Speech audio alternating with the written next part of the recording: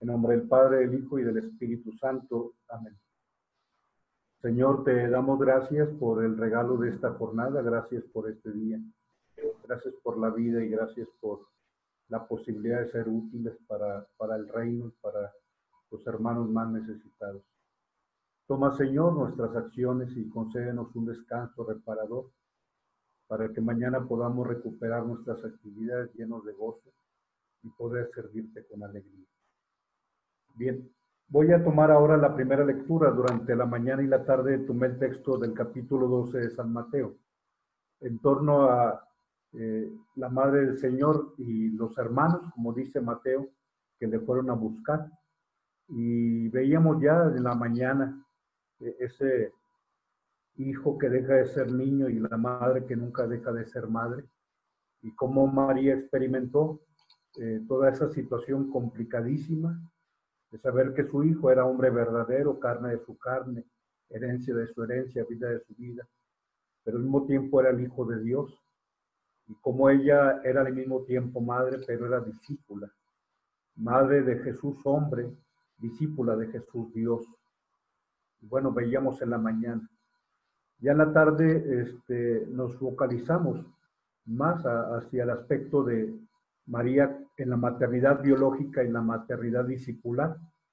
Hoy quiero focalizarme en la primera lectura del libro de Miqueas, que quizá es uno de los textos más bonitos en torno a lo que significa el perdón.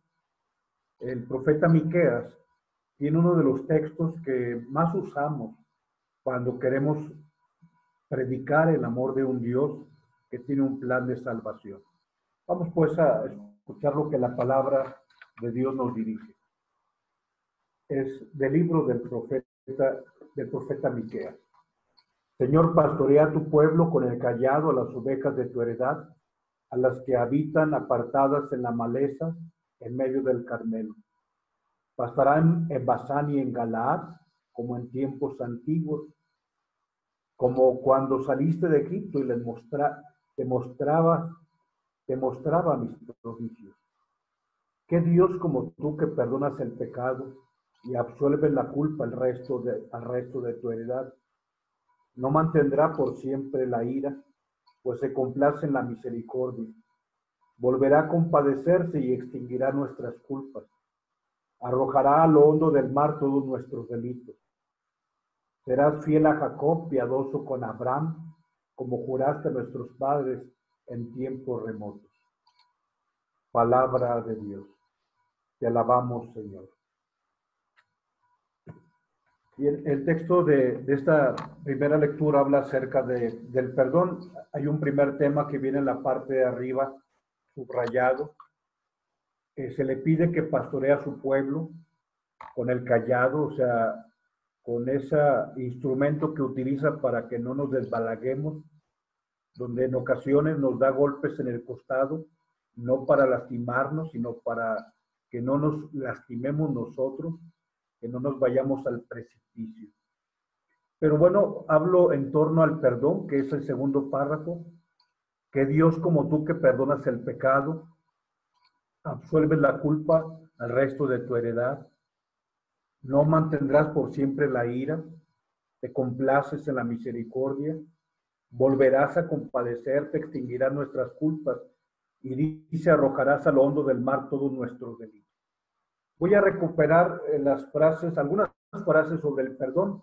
Solamente de forma rápida haré alusión a 20 frases, pero voy a llegar a la última frase que en lo personal a mí me parece la frase más profunda, más bella sobre el perdón que Dios nos ofrece. Primero, bueno, este texto del Evangelio de San Mateo, donde después de que se sienta a la mesa de Mateo, porque Mateo después de levantarse la mesa de recaudador de impuestos, lo invita a comer. El Señor dice que no son los sanos los que necesitan al médico, sino que son los enfermos. Y bueno, Él habla acerca de la enfermedad, del pecado, y Él es aquel que como médico nos cura de nuestros pecados. Adelante está este concepto aón que te decía hace algunas semanas. Aón significa transgresión. Es una historia equivocada. O sea, es querer nosotros hacer algo que pensamos que es bueno y equivocarnos, toparnos con pared, encontrarnos con que en lugar de hacer bien, hacemos daño, que en lugar de detonar sonrisas, generamos lágrimas en las personas, que en lugar de hacer que alguien sueñe, alguien tenga pesadillas. Y bueno, esa transgresión, dice dichoso aquel a quien se le perdonan sus transgresiones, esa historia equivocada, a quien se le borran sus pecados. Es el Salmo 32. Adelante también está el lenguaje de la ofensa. Y quisiera aquí que ubicáramos el lenguaje de la ofensa. Se entiende desde el lenguaje de la cercanía. Si voy a decirlo en un ejemplo quizá muy necio, pero si yo le digo a alguien en la calle tonto, pues él va a decir que Dios te bendiga. Pero si fuera mi papá, imagínate, yo sé que lo estás imaginando, lo que le dolería que yo pudiera decir esas 5 letras. No lo diría, ni siquiera lo pienso, porque sé que es una ofensa.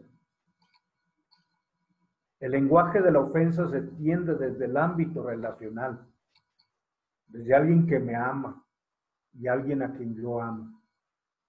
Por eso entendemos que hemos ofendido a Dios porque Él es un papá, porque Él es el Abba. Pero bueno, este Dios que se relaciona con nosotros es propenso a la ofensa. Recuerda que Jesús es el Dios cercano y por eso lo ofendimos. Como fue muy cercano, lo lastimamos. Solamente podemos lastimar, o solo nos ofenden, o solo nos lastiman las personas que amamos. Solamente ellos nos ofenden y solamente ellos nos lastiman. Los demás pueden decirme 5 veces tonto y que Dios le bendiga. Pero si quien le dice tonto a alguien es la mamá a un niño de 3 años, le dice, eres un tonto. Claro que a ese niño le llega al corazón, porque la ofensa es un lenguaje de cercanía. Y dice Mateo 6:15, pero si no perdonan a otros sus ofensas, tampoco su Padre les perdonará a ustedes las suyas. Entonces debemos aprender a perdonar a los cercanos. Adelante, el texto que dice, ¿cuál es el pecado que no se perdona? El pecado que no se perdona es esa incapacidad de entender que Dios nos perdona. O sea, el pecado contra el Espíritu Santo es la blasfemia de decir que Dios ya no puede hacer nada conmigo. Y entonces estoy ofendiendo a Dios. O sea, pensar que yo soy irredento, o sea, esa palabra es fuerte. Alguien irredento es alguien que no puede ser redimido. Y entonces negamos a Cristo y negamos el don del Espíritu Divino. Claro que Dios puede escribir una historia nueva. Claro que Dios puede recrearnos de nuevo. Claro que Dios puede darnos una oportunidad nueva. Veamos el siguiente texto que habla de que el perdón es una acción que brota del amor. Es de Proverbios. El que perdona la ofensa cultiva el amor. El que insiste en la ofensa, pues causa división. Y en la división causa separación. ¿Te acuerdas de aquella rima 30 de Gustavo Adolfo Bécquer que te compartí hace unos 2 meses? Asomaba a sus ojos una lágrima y a mis labios una frase de perdón. Habló el orgullo y se enjugó su llanto y la frase en mis labios expiró. Yo voy por un camino, ella va por otro. Pero al pensar en nuestro mutuo amor, yo digo aún, ¿por qué callé aquel día? Y ella dirá, ¿por qué no lloré yo? Y cuando no hay perdón y cuando no hay amor, hay división, hay separación. Asomaba a sus ojos una lágrima y a mis labios una frase del perdón. Habló el orgullo y se enjugó su llanto. Y la frase en mis labios expiró. Yo voy por un camino, ella va por otro, pero al pensar en nuestro mutuo amor, yo digo aún, ¿por qué no hablé aquel día? Ella dirá, ¿por qué no lloré yo? El perdón brota del amor. Quien no olvida la ofensa provocará división. Pero bueno, también el perdón brota adelante de la bondad y de la compasión. Ese texto de los Efesios. Invita se le llama a esta parte de las cartas de San Pablo, una parte parenética, que es la exhortación. Son los términos técnicos. Y estas son las exhortaciones. Sean bondadosos y compasivos unos con otros. Y si son bondadosos y compasivos, perdónense. Porque Dios los perdonó en Cristo. O sea, después de exponer lo que Cristo ha hecho, nos exhorta. Sean bondadosos y compasivos. Y perdónense como Dios nos perdonó por Cristo. Estos binomios, viene otro binomio en torno al perdón, que es la clemencia de Dios y la compasión. El libro del profeta Nehemías. Sin embargo, es tanto compasión que no lo destruiste ni abandonaste, porque eres Dios clemente y compasivo. Estos binomios, el Gesed y el Emet, el amor y la misericordia. La bondad y la compasión que decíamos del texto de Efesios, y ahora la clemencia y la compasión. Esto nos lleva a vivir el perdón. También está este otro binomio, que es la tolerancia y el perdón. Colosenses 3:13. Dice, de modo que se toleren unos a otros y se perdonen si alguno tiene queja contra otro. Y la referencia otra vez, porque esta es la parte parenética, o sea, la parte exhortativa. ¿Por qué te pido que te toleres y que perdones? Como el Señor los perdonó. Perdonen también ustedes. Todas las cartas paulinas así empiezan con un desarrollo de la doctrina de nuestra fe y termina exhortando. Lo que ya te enseña ahora vívelo. Cuando estábamos en el seminario ponían a predicar a los diáconos los domingos, en las vísperas, en la tarde. Pues predicaban y pues, se preparaban bien, pues ya estaban a menos de un año de estar en una parroquia. Pero cuando terminaban su predicación y salían por el pasillo en medio de 300 seminaristas, los seminaristas que los veíamos pasar les decíamos, vívelo papá, vívelo papá. Éramos bien mulas. Pero bueno, es lo que dice Pablo, oye, ya te enseñé esto, pues ahora perdona.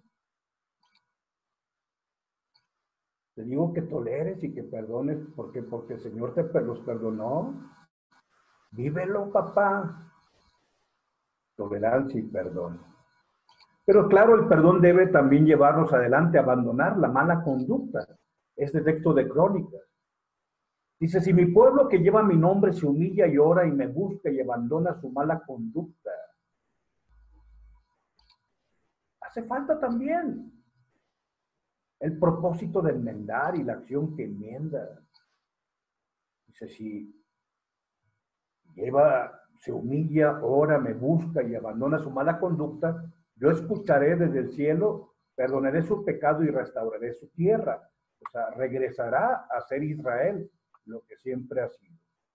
También, bueno, adelante, o sea, ¿cómo puedes recibir perdón si tú no perdonas? Dice, no juzguen, no se les juzgará. No condenen, no se les condenará. Pero ¿quieres que se te perdone? Pues perdona. O sea, lo que haces es lo que recibes. Y luego viene la pregunta de Pedro, adelante, ¿cuántas veces tengo que perdonar a mi hermano? Hasta 7, no tan solo 7, sino 70 veces 7. Que esto no habla tan solo de cantidad, sino de un perdón perfecto, como el Padre Celestial perdona. O sea, 70 veces 7. Y bueno, otro texto de Proverbios, adelante. Quien encubre su pecado nunca va a salir del pozo. Cuidado, nosotros pensamos que hay cosas que nunca se van a saber. Pero cuando uno es, la verdad nos hace libres. Cuando uno es capaz de confesarlo y uno lo deja, hay el perdón y entonces viene esa vida nueva que Dios nos ofrece. Adelante, en el Salmo ahora se le dice a Dios que Él es bueno y es perdonador. Tú, Señor, eres bueno y perdonador. Grande en tu amor por todos los que te invocan. Salmo 86. Y bueno, adelante, Mateo 11, Marcos 11, perdón. Perdonar como el Padre perdona. Y cuando estén orando, si tiene algo contra alguien, perdónale, porque su Padre que está en el cielo les perdone también a ustedes. Y bueno, adelante la predicación de Pedro en los Hechos de los Apóstoles, perdonados por Jesús. Por tanto, hermanos, sepan que por medio de Jesús se les anuncia a ustedes el perdón de los pecados.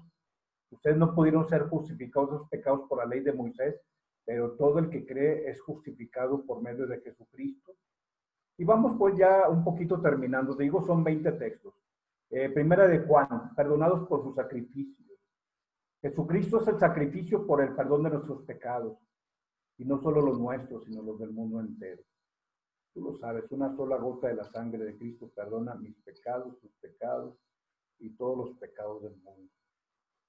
Pero la invitación es a cambiar adelante, cambiar de corazón. Joel 2:13. Rásguense el corazón o las vestiduras, porque pues sí, la señal de penitencia es buena, pero es mejor que el corazón cambie. Volvernos a Dios, bondadoso, compasivo, lento a la ira y lleno de amor, quien cambie de parecer y no nos castiga. Adelante, habla de quien confiesa su pecado, que no oculta su maldad. Termino este recorrido porque si no podríamos seguir toda la noche con textos bíblicos. El último texto, por favor, Fer, Lucas 23:34, la que para mí es la expresión más bella de toda la escritura acerca del perdón. Es la primera palabra de Jesús en la cruz. Padre, perdónales porque no saben lo que hacen. Aquí, aparte de perdonar, Jesús aboga por nosotros. Aún a pesar de que lo hemos crucificado, Él voltea a alabar y le dice que no sabemos lo que estamos haciendo. O sea, prácticamente esto es, Padre, déjalos libres. Ellos no tienen culpa, porque no saben lo que están haciendo. O sea, no tan solo nos da el perdón, sino aparte del perdón del pecado, dice, Padre, ellos no son culpables, porque no saben lo que están haciendo. Y uno se pregunta, ¿en realidad no sabíamos lo que hacíamos? Pero así es el Señor. O sea, no tan solo nos perdonó, sino que nos ha indultado. En mi apreciación, todos los textos son bellos, toda es palabra de Dios, pero esta palabra de Cristo es la palabra más bella sobre el perdón. Dios nos bendiga en nombre del Padre, del Hijo y del Espíritu Santo. Amén.